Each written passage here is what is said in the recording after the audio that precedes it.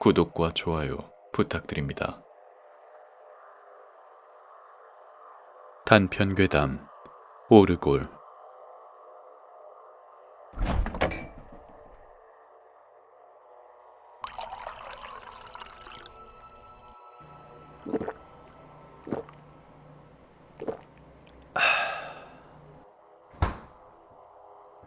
응?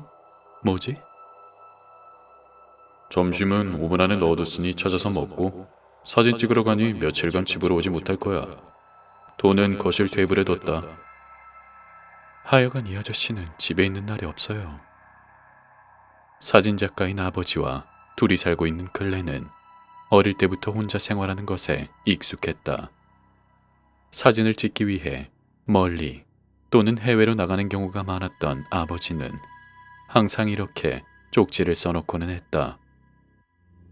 대충 점심을 때우고 거실 소파에 앉아 TV를 틀었다. 적당히 볼 것이 없나 채널을 돌려보던 클레는 이내 지루해진 듯 다시 TV를 껐다. 아, 요즘은 TV도 재미가 없네. TV 보는 것을 그만두고 컴퓨터를 켜서 게임을 하기 시작했다. 시간 가는 줄도 모르게 게임을 하다 보니 밖은 어느덧 어두워졌고 클레는 저녁을 먹기 위해 부엌으로 향했다. 무슨 소리지? 클레는 소리가 나는 쪽으로 다가가서 확인해 보기로 했다. 현관문이었다. 그러나 클레는 그것을 평범한 일이라 여길 수 없었다. 현관 밖이 아닌 현관 안에 웬 오르골이 놓여 있었고, 마치 누군가 방금 태엽을 감은 듯 음악이 흘러나오고 있었다.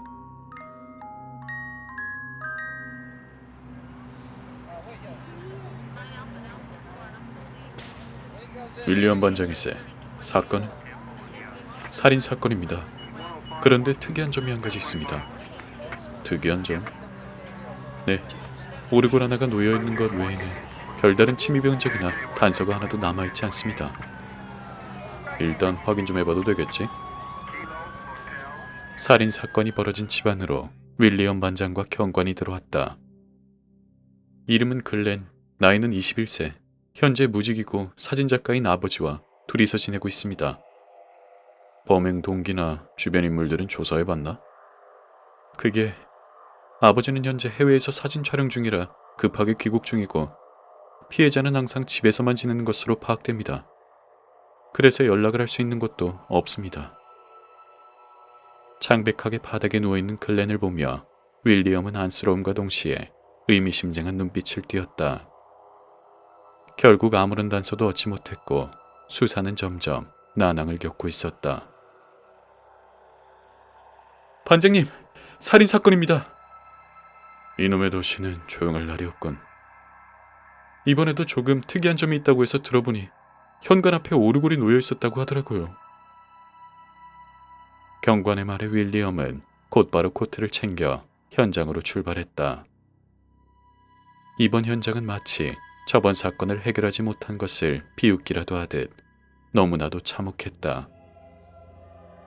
1층의 부엌에서 무참하게 난도질된 피해자가 있었고 방 안은 온통 피투성이었다. 2층을 돌아보고 1층까지 샅샅이 수색해봤지만 역시나 그 어떤 단서도 남아있지 않았다. 치밀한 놈이구만. 이번에도 전혀 흔적을 남기지 않았어. 윌리엄은 숨을 돌릴 겸 담배를 들고 사건 현장의 현관문을 나섰다. 파이프에 불을 붙이려던 찰나 사건 현장의 창문을 통해 몰래 들여다보고 있는 남자를 발견했다. 저놈 잡아!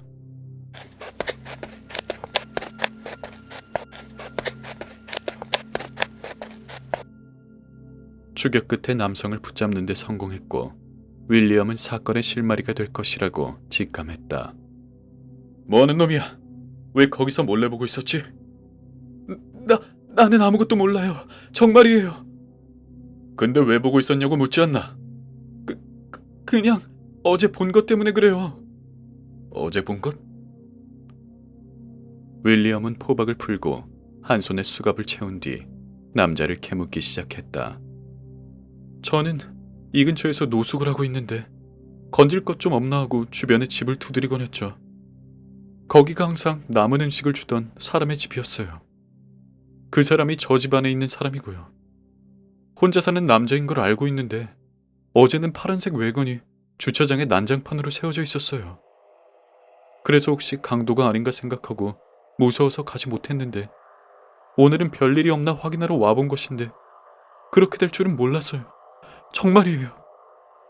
파란색 외건. 드디어 단서를 찾은 것 같았다. 그랬군. 무리한 행동은 용서하게. 아무래도 살인사건 현장이다 보니 어쩔 수 없었어. 일단 오늘은 돌아가도록 해. 윌리엄은 현장을 정리한 뒤 사무실로 돌아가 정리를 하기 시작했다. 오르골과 파란색 외건. 현재까지 알 수 있는 정보는 이것이 전부였다.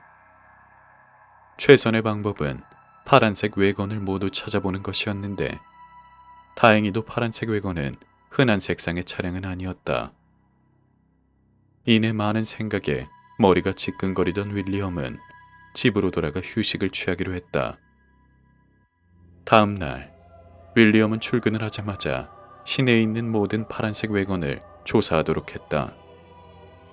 조사는 밤낮으로 계속되었고 어느덧 자정이 넘은 시간까지 밤샘 근무를 하고 있었다. 반장님. 경관의 말투를 보아하니 조사를 마친 것이 아닌 무언가 일이 있음을 알아챈 윌리엄은 아무 말 없이 코트를 챙겼다. 세 번째 살인사건이 그것도 3일 연속으로 일어난 것이었다. 이번 사건은 대놓고 경찰들을 조롱하듯 도로 한가운데에 시체가 있었고 그 옆에는 오르골이 놓여 있었다.